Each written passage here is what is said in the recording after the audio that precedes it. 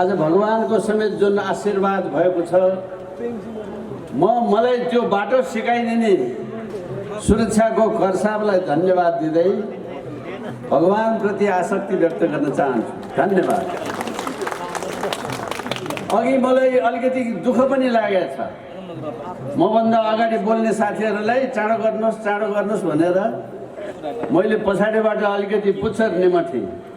पानी हार्न परिहाल्ला र म बोल्न नपाउँला भने अहिले त घाम लागेर फसाद भयो। भाग्यमानीको भूतै कमारो भने यही।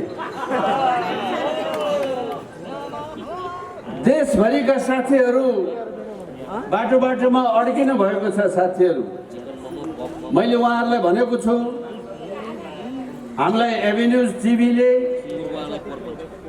र एमटिभीले मिथिला टिभीले लाइभ गरिदिने भएको छ। यो लाइभ गर्नलाई बहुतै धेरै पैसा खर्च हुन्छ। हेर्नुहोस्, धेरै लाखौं खर्च हुन्छ स्याटेलाइटको समय किन्नलाई। तर सौभाग्यले हाम्रो यो अभियान प्रतिको माया, स्नेह र विश्वासले यी दुवै टिभीले हामीलाई यो काम निशुल्क गरिदिनु भएको छ। म यहाँहरू सबैको तर्फबाट यो दुवै टिभीलाई हृदयदेखि नै धन्यवाद ज्ञापन पनि गर्न चाहन्छु। देशभरिबाट अहिले हामीलाई खबर आइराखेको छ, अझै पनि ठाउँ ठाउँमा साथीहरू अड्किनु भएको छ। कहीँ बाटोको कारणले अड्किनु भएको छ, कहीँ पहिरोको कारणले अड्किनु भएको छ, कहीँ पानीको कारणले अड्किनु भएको छ, कहीँ चाहिँ कुरा नबुझेर सुरक्षाकर्मी साथीहरूले अहिले काठमाडौँ नजाऊ भनेर पनि अड्काइदिनु भएको छ। मैले उहाँहरूलाई ल्याउनका निमित्त जबरजस्ती गरिनँ। त्यही बसेर यो दुईटा टेलिभिजनले लाइभ गरिदिएको छ, हेर्नुहोस् भनेर भने। हाम्रो यो सभाका विरुद्धका लागि कहिलेकाहीँ हाम्रो उखान छ नि, मालिकको नाकमा बसेको झिङ्गा थपाउँदा मालिककै नाक काट्नेहरू। हिजो बेलुका तपाईँहरू फेसबुक चलाउने मान्छेहरूले लाखौं लाखले फेसबुक हेर्नुभयो होला। त्यहाँ एउटा टिकटक आएको छ। त्यो टिकटकमा के आएको छ भने संसदले राजा चुन्नुपर्छ, अनि त्यो राजा विष्ट भए पनि हुन्छ, कार्की भए पनि हुन्छ, श्रेष्ठ भए पनि हुन्छ भनेको छ केशर बहादुरले। अनि अर्को एउटा राजभक्तले ओहो कहाँ हुन्छ पृथ्वीनारायण शाहको वंशले राजा हुनुपर्छ भनेर राजालाई चाकडी गरेर नाक काटेको छ। तपाईहरुले हेर्नुभएको हो। आजभन्दा 8 वर्ष अघि यो राप्रपा नामका विभिन्न पार्टीहरू खुलेको बेला एउटा पार्टीको घोषणा पत्रमा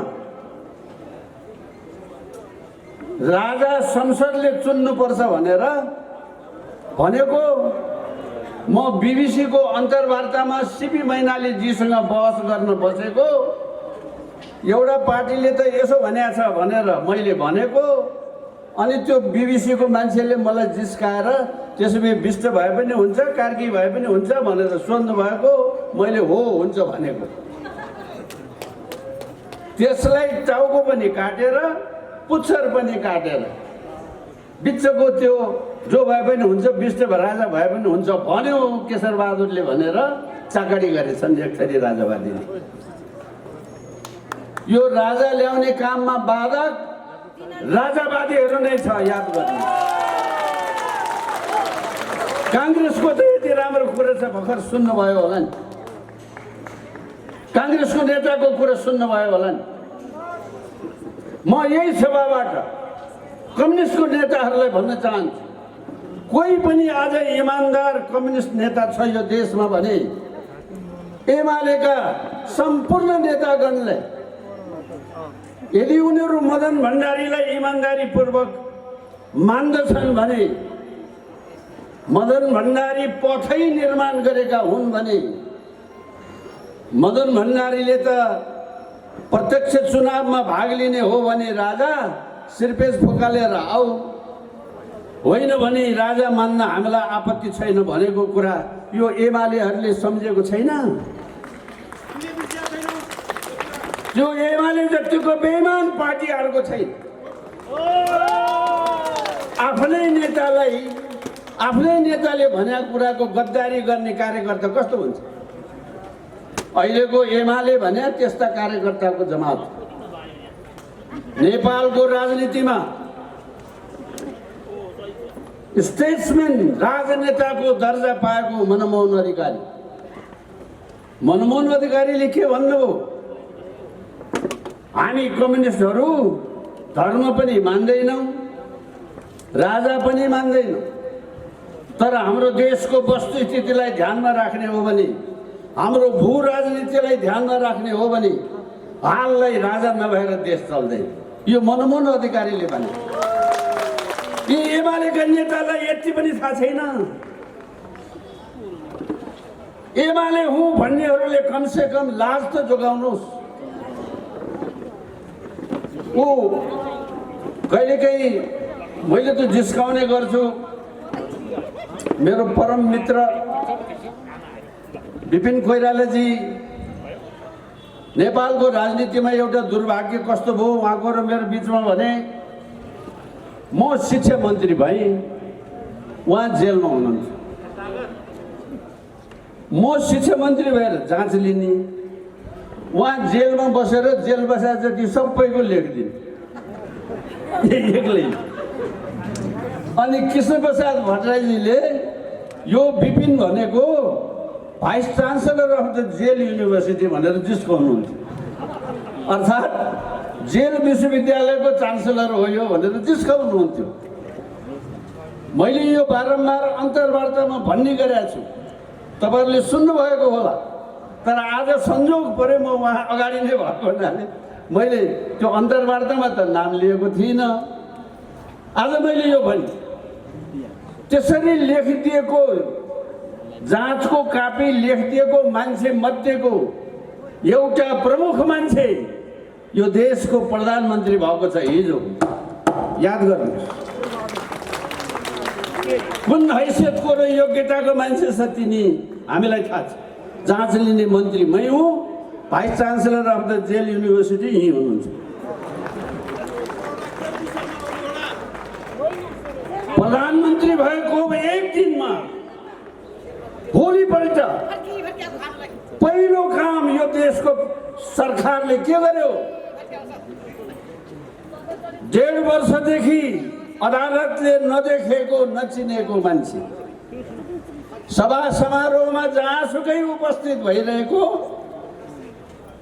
अदालतले चाहिँ नभेट्टाएको, हाम्रो पुलिस प्रशासनले पनि नभेट्टाएको मान्छे शेरबहादुर प्रधानमन्त्री भएको साँझमा तयार गरेर भोलिपल्ट बिहान 10 बजे आफै अदालतमा हाजिर भएर लामो बयान उही दिन सकेर अदालत उही दिनमा बसेर त्यो बसेको अदालतले छुनछेक बहस उही दिनमा सकेर 10 लाख जरिवाना धरौटी उही दिनमा राखेर फेरि अदालत बसेर दिसाफ गरेर उहाँलाई रिहा गरेको पहिलो काम यो देउवा सरकार।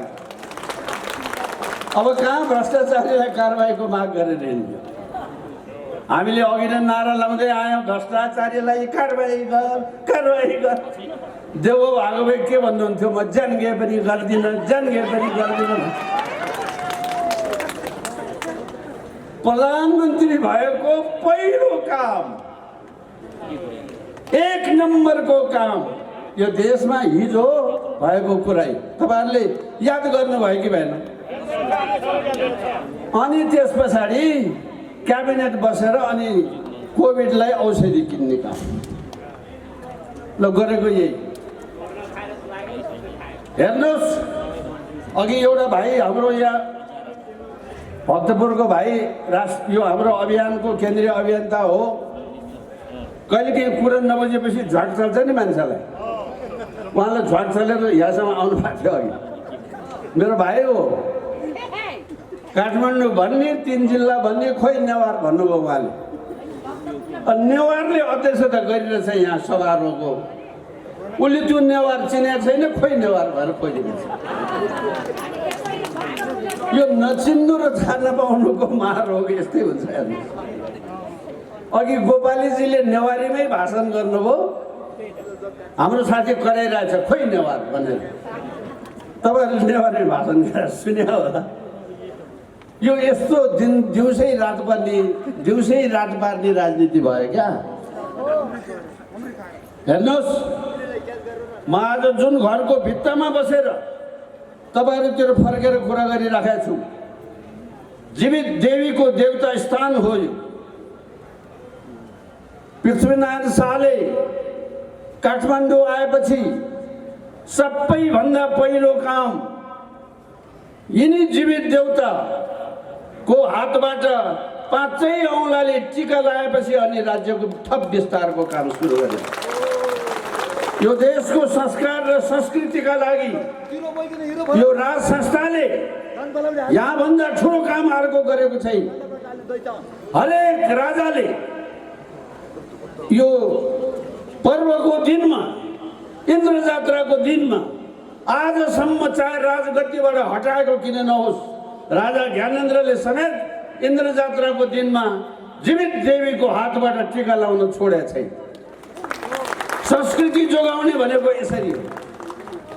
यो दरबार जो बनेको छ यो पृथ्वीनारायण शाहको स्टाइलको दरबार होइन, यो काठमाडौँको स्टाइलको दरबार।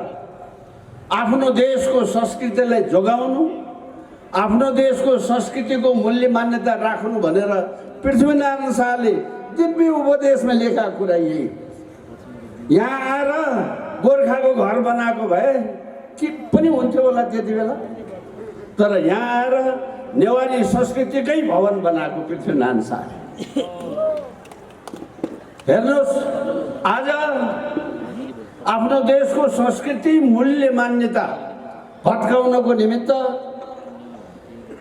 भएको कुरालाई मास्ने, बिगार्ने, नाच्ने, पड्काउने, काट्ने, मार्ने, सत्यानाश गर्नेको नाम राजनीति बनाएर 250 वर्ष अगाडि युरोपमा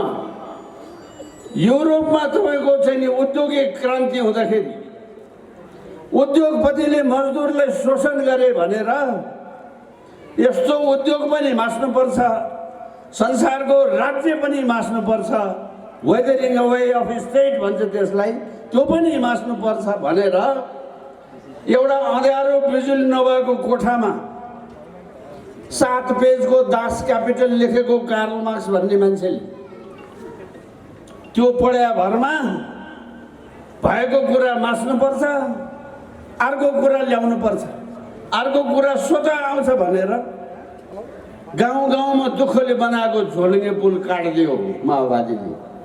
झोलुङ्गे पुल काटेपछि मोटेर जाने पुल बनाए भए त राम्रै हुन्थ्यो। गाउँ गाउँको स्वास्थ्य चौकी पड्कायो माओवादीले, स्वास्थ्य चौकी पड्काएपछि ठुलो अस्पताल बनाए भए त राम्रै हुन्थ्यो। मान्छेको खराबाली तल 3 घण्टा 4 घण्टा ओह्रालो ओर्लेर एक पाथी मकै पिनेर लिएर आएको पिठो आधा रातमा लुटेर खाएर बच्चा भोलि भोकै पार्यो माओवादीले।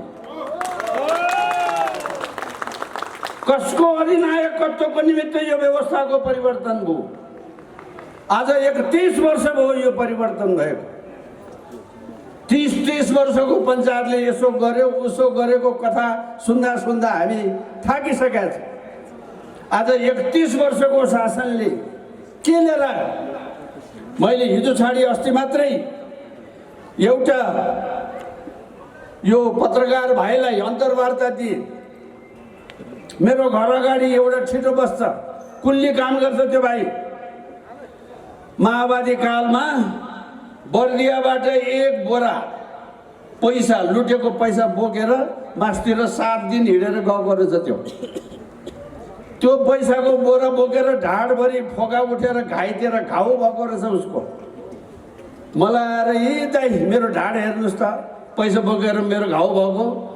पैसा मैले कसलाई दिएँ? त्यो पैसा लिने कहाँ साथ तले 7 स्टार 5 स्टारमा पुग्यो। मेरो हालत जाका थिएँ।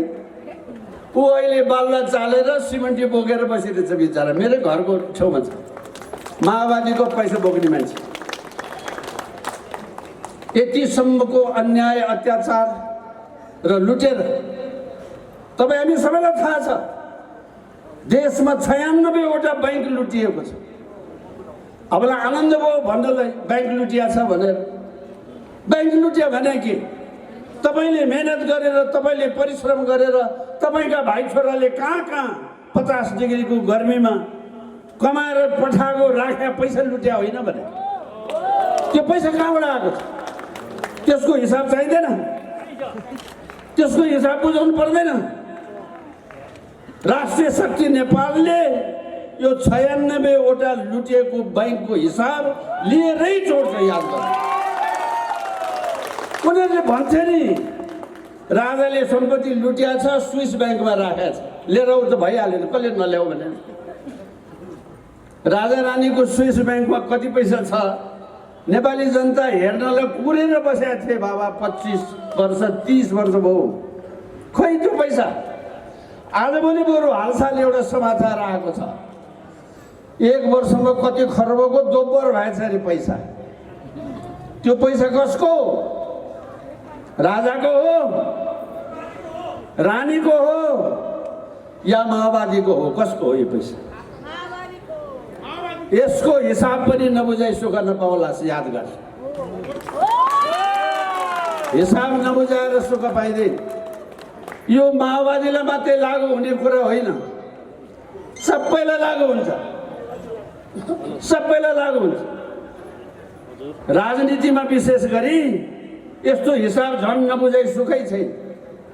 हिसाब बुझाउँदा बुझाउँदा यो देशमा त कानुन त्यसो भएर हटाएको हो कि क्या हो? झुन्ड्याउने कानुन आजभोलि चर्चा चलेको छ। फाँसी दिने कानुन फेरि ल्याउनु पर्छ भनेर मैले चाहिँ लिडको लाउने भनेको छु। बारी जोतेपछि डल्ला डुल्ली हुन्छ, त्यो डल्लामाथि मकै रोपेर पनि फल्दैन, कोदो रोपेर पनि फल्दैन, धान रोप्ने त कुरै भएन।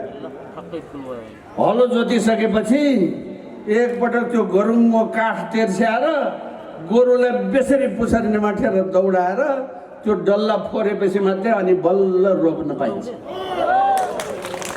अब सरकार आएको छ यी 1.5 वर्षमा, आएकै दिनमा यस्तो यस्तो यस्तो क्रान्तिकारी काम गर्ने सरकार। मैले अघि नै भनिहालेँ, यस्तो सरकारले भ्रष्टाचार अन्त गर्छ भनेर कोही पत्याउँछ? यस्तो सरकारले अझ धम्की लाएर गफ गर्छ। हिजो मैले त्यो फेसबुकमा हेरेँ, लु हामी आन्दोलनकारीलाई साह्रै हेपे बा, हामी यदि यस्तो विधि हेप्ने हो देखा जाएगा भनेर धम्की लागेको छ एकजना सोनाम धन्यबहादुरले। यो कसलाई धम्की लागेको होला? कसलाई धम्की लागेको होला? लुच्चा लफङ्गालाई होला? बहादुर त यस्तो धम्कीबाट तर्सिँदैन, कोही बहादुर यस्तो धम्कीबाट तर्सिँदैन। काठमाडौँका जनताले अब खोल्नु पर्यो आँखा। मैले एकपटक खानकोटको आमसभामा भने, त्यो चाहिँ नि बडो भाइरल भएको छ। झी नेवार त मेपिन्सा न्याठी यासा मालका ढाइपी, यो भने बुझ्नुभयो?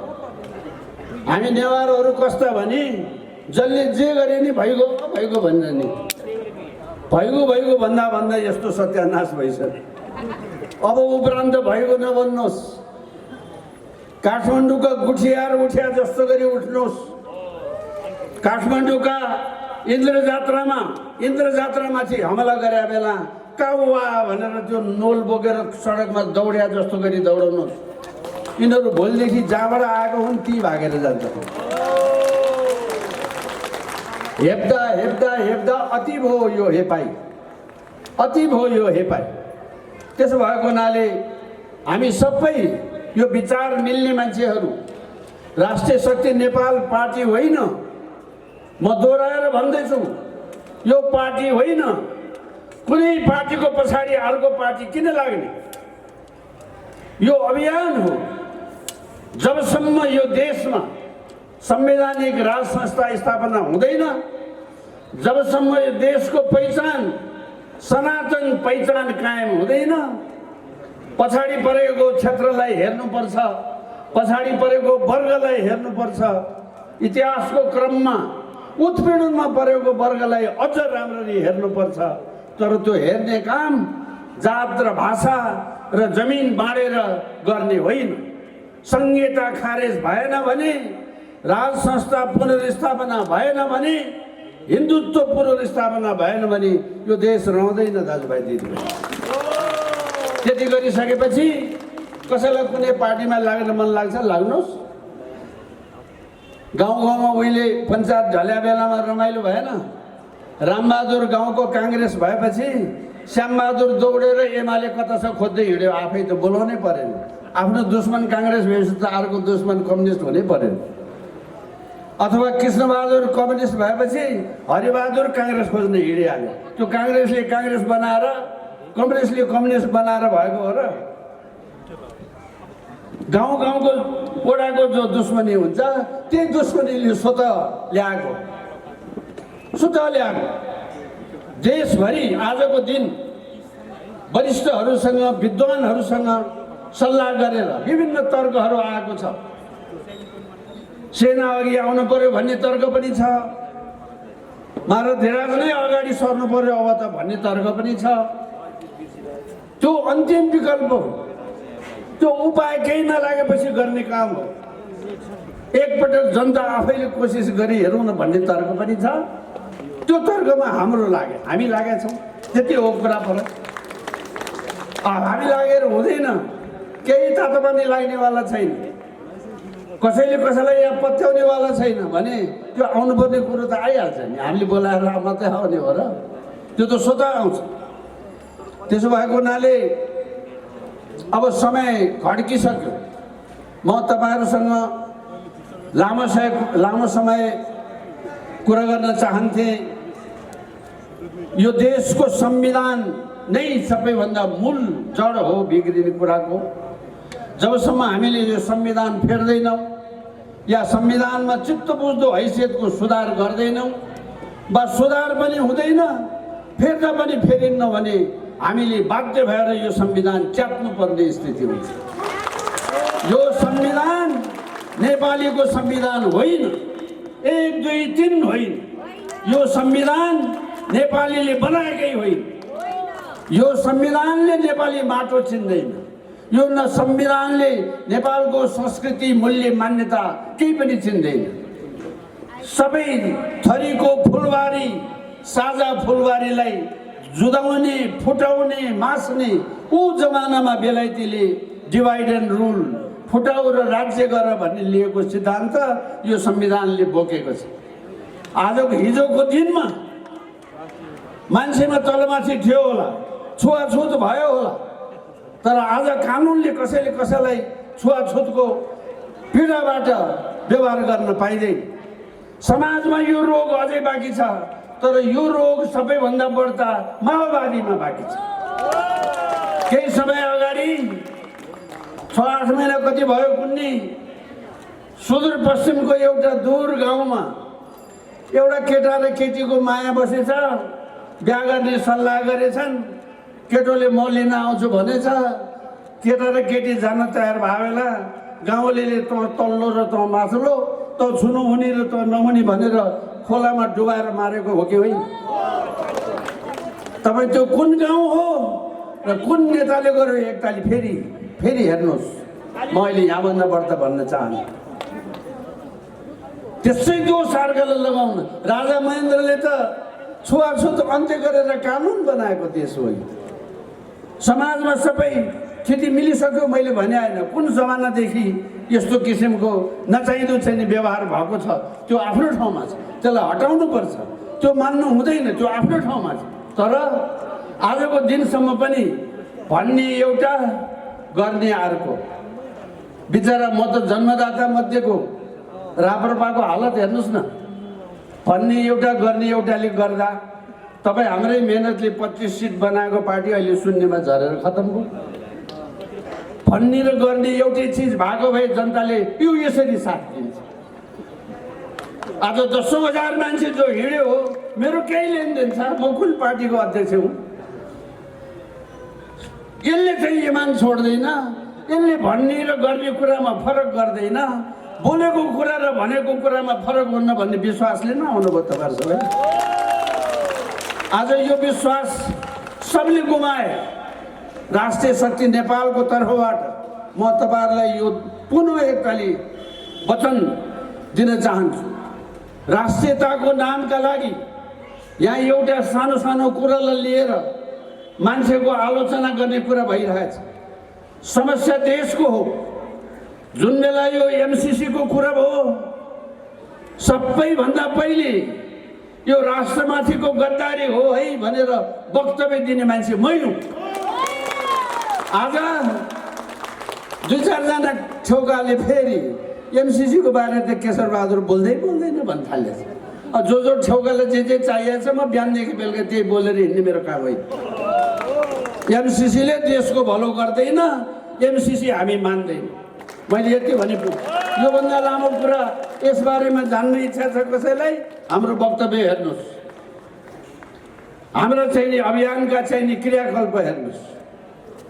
यो एमसीसी का कुरा होस् अथवा अरू कुनै पनि विषयका कुरा हुन्, राष्ट्रको स्वार्थमा नभएको कुरा, कसैले गरिदिएर कसैले भनिदिएर हुने कुरा, राजनीतिक व्यवस्थाको शक्तिको सन्तुलन सत्यानाश भयो। अघि पूर्ववक्ता साथीले, शिरीषजीले, हाम्रो चाहिँ गेवालीजीले र कोइरालाजीले विस्तृत व्याख्या गरिसक्नु भएको छ। हेर्नुहोस्, हुँदा हुँदा बेइज्जतीको नाम यस्तो, यो कतै यो अहिलेको यो हाम्रो प्रधान न्यायाधीशजी अब सबै टिके प्रधानमन्त्री बनाउने चलन आएको बेलामा त्यो टिका आफैलाई लगाइदिए भने भइहाल्थ्यो। ल जा जे भयो भयो, प्रधान न्यायाधीश नै प्रधानमन्त्री भए जा भनेर भनिदिए भए हामी हो भनिदिन्थ्यौँ। अब प्रधानमन्त्रीकै बेइज्जती हुने गरी उहाँले यस्तो काम गरिदिनु भयो। ख्याल गर्नुहोस्, प्रजातन्त्रको नाम लिने, जनतन्त्रको नाम लिने, के हो अर्को के तन्त्र भन्छ त्यो सबैको नाम लिने, अन्तमा राजै नभइकन नहुने र राजाले पुनर्स्थापना गरिदिया 5 वर्ष अगाडि नै अवधि सकिएर घर बसेका लफङ्गा जतिलाई फेरि संसद, रित्तै संसद बनाइदिएर टिके संसद बनाइदिए बापत 17,000 मान्छे मारेर लाखौं लाख मान्छे घरबार विहीन भएर, अघि मैले भने जस्तो 96वटा ब्याङ्क लुटेर व्यक्तिका खडाबालीहरू समेत लुटेर खाएर, त्यसो गरे बापत 83 जना टिके सांसद माओवादीका। यी 2 थरी टिकेले आधा रातमा आजबाट राजा छैन भन्ने, आधा रातमा आजबाट धर्म छैन भन्ने, आधा रातमा आजबाट देश अब संहितामा गयो भने के हो? अलिकति ओहो जनताले भन्यो अर्को थरीले ढङ्ग ठगाइछ। को जनता यो भन्ने जनता? कुनै विधि विधान छ यसमा? 83 जना टिके सांसद र अवधि सकेर घर बसेको सांसदलाई जोड दिएर संविधान संसद पुनर्स्थापना गरिदिएर केही स्थापना गरिहाले, राजा गयो, धर्म गयो, यो गयो भने आफ्नो अवधिभरि गफ गरेर खाएर त्यो त कमसेकम राजाले स्थापना गरिदिया। त्यस पछाडिको संविधान सभा कसले स्थापना गरिदिया? हामीले काम गरेनौँ, ठगेर खायौँ, अब अर्को एक टर्म हामी आफै सांसदलाई तपाईँले भोटै दिनु परेन। यसो भएको होइन देशमा। अर्को एकपटक फेरि आफैलाई घोषणा गरेर सांसद बनाएर अनि फेरि त्यसले 10 वटा अर्को निर्णय गरे बापत जनताले गर्यो भने कहाँ छ जनता? त्यो गर्ने जनता। तेस्रो पटकमा मात्रै संविधान सभाको चुनाव भयो। 10 वर्षको अवधि त्यसरी गयो। अब प्रतिनिधि नभइकन जोर जबरजस्तीले बन्दुक देखाएर पिटेर मारेर श्रीमतीलाई अगाडि राखेर श्रीमानलाई रुखमा झुन्डाएर कुटेर मारेर खाल्टो खनेर जिउ जति सबै पुरेर टाउकोमा भकुन्डो खेलेर मार्ने जस्ता त्यो कुनै लडाइँ हो? लडाइँमा त्यस्तो हुन्छ? श्राद्ध गर्न बसेको मान्छेलाई उठाएर लगेर त्यो लडाइँ हो? लडाइँमा मान्छे हानाहानमा को मर्यो को बाँच्यो एउटा अर्को कुरा। आधा रातमा झुक्क्याएर घर घरमा गएर नाबालक केटाकेटीहरूलाई बोकेर हिँडेर 6 क्लास 7 क्लास पढेका स्कुलका लाखौं लाख विद्यार्थीलाई बन्दुक बोकाएर 2 वर्ष 4 वर्ष डाँडा काँडा कुदाएर फर्केर न 6 क्लासबाट 7 क्लासमा जानु, न 7 क्लासबाट 8 क्लासमा जानु। उमेरले आज 40-45 को भइसक्यो। आजको दिनको नेपालको जनसङ्ख्या, आजको दिन 40 लाख भन्दा बढ्ता जनसङ्ख्या जो 35-40-45 को उमेरको भएको छ, 7 क्लास पढेको 8 क्लास पढेको स्कुलबाट भागेको, माटो छुन जानेको छैन, हातमा सिप छैन, लुट्न र लुटाउन मात्रै जानेको छ। एक थरी इमानदारले मेहनत गरेर विदेश गए, कति बिचरा बाकसमा फर्केर आए, 50 डिग्रीको गर्मीमा यहाँ श्रीमान श्रीमती आमा बाउ पाल्नको निमित्त पैसा पठाएर कति दिन देश गरे। मान्छे बेच्ने देश हुँदैन दाजुभाइ दिदीबहिनी हो। त्यो मौका मान्छेको खुसीले आफूले गर्ने कुरा अर्को हो। जुन देशको राज्य व्यवस्थाले देशको योग्यता र क्षमता भएको मान्छे बेचेर खान्छ, त्यो देश कहिले उँभो लाग्दैन। आजको देशको गति यो। त्यसो भएको हुनाले एउटा मात्रै समस्याको कुरा गरेर, एउटा मात्रै समाधानको कुरा गरेर पनि साध्य छैन। पहिले यो हरामहरूलाई हटाउनु पर्यो, यो हराम दोहोरेर नआउने उपाय गर्नु पर्यो। राजा ल्याइसकेपछि, राजा बसिसकेपछि हरामको आधा हरामको उसै दोलो काट्यो, आधा हराम जो न्यु खोज्नेवाला छन् त्यसमा तपाईँ हामी मिलेर लेडको लाउँला के भएको छ? सच्चिन त जसले पनि पाइन्छ, सच्चिन त जसले पनि पाइन्छ। त्यसो भएको हुनाले अब नेपाली जनता, देशका कुना काप्चाका जनता थाकेर हैरान भइसके। लौ न कोही आइदिए हुन्थ्यो, लौ न कसैले गरिदिए हुन्थ्यो, लौ न बरु सेनै आओस्, लौ न राजै सडकमा आओस् भनेर मान्छे बोलिराखेको, भनिराखेको, कराइराखेका कारण त्यसो भएर अब तपाईँ हामी सबै यसरी नै आज जस्तै मलाई लाग्छ माइती घर मण्डलमा एकछिन जम्मा भएर एभरेस्ट होटलको अगाडि कराउनु भन्दा काठमाडौँको मुटुबाटै हिँडेर काठमाडौँकै दाजुभाइहरूको साथ लिएर यो परिवर्तनमा सहभागी गराउनु पाए हुन्थ्यो भन्ने जो हामीलाई आश लागेको थियो, त्यो आज पुरा भएको छ। त्यहाँहरूलाई धेरै धेरै धन्यवाद छ। आज देशवासीले पनि थाहा पाए हामीले बाहिरबाट गरेर के हुन्छ, काठमाडौँवासी उठ्दैन, बाहिर गर्यो काठमाडौँको मान्छे केही गर्दैन। अझ ललितपुरलाई त कतिसम्म दोष छ भने ऊ बेलाको आन्दोलनमा कसले बुद्धि झिक्यो त्यो मलाई थाहा छैन। हेपेर, अब महिला दिदीबहिनीलाई हेप्नु राम्रो कुरा होइन, तर हेपेर काठमाडौँकाले, भक्तपुरकाले, ललितपुरकालाई चुरा र धागो उभार गरे रे भने तिम्रो मान्छे होइनौ, ताकत नभएका आइबे हौ भनेर हेपे। पाटन ढोकाको त्यो ढोका छिर्ने बित्तिकै हाम्रो गेवालीजीको घर नजिकै एउटा मन्दिर छ गणेशको। त्यो गणेशको मन्दिरमा घन्टी बजाएपछि उहाँ च्यासलको मन्दिरमा पनि घन्टी बज्ने बनाए। एक पछि अर्को एक घन्टी, अर्को घन्टी, अर्को घन्टी गर्दै पाटन उठेको 2 दिनमा चट। अब काठमाडौँ र पाटन 1.5 दिनमै चट पारिदिउँ न, सिद्धिहाल्यो।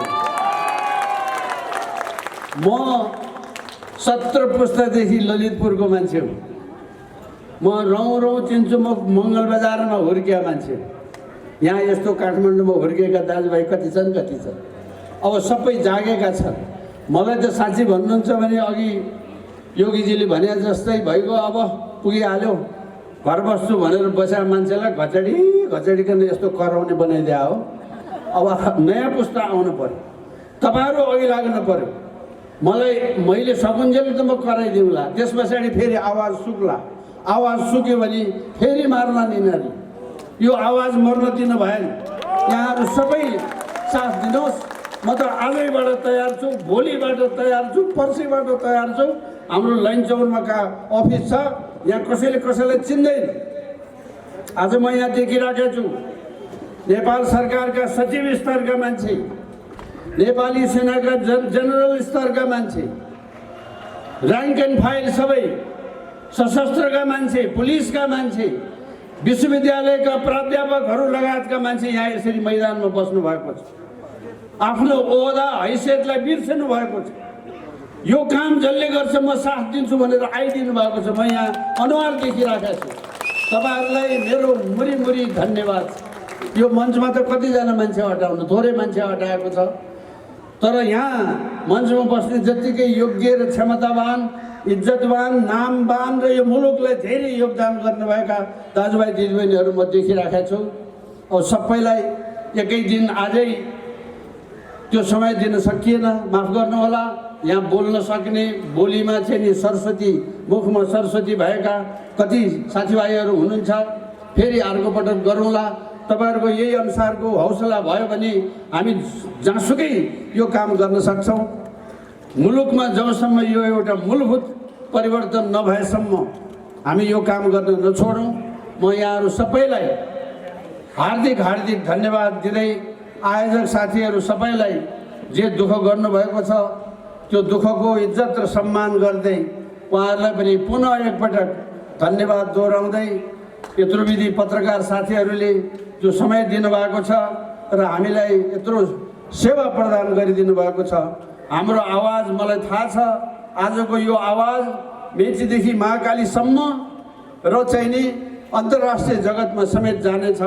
त्यो कुरालाई यहाँहरूले जुन मद्दत गर्नुभयो त्यसको लागि पनि म हृदयदेखि नै धन्यवाद ज्ञापन गर्न चाहन्छु।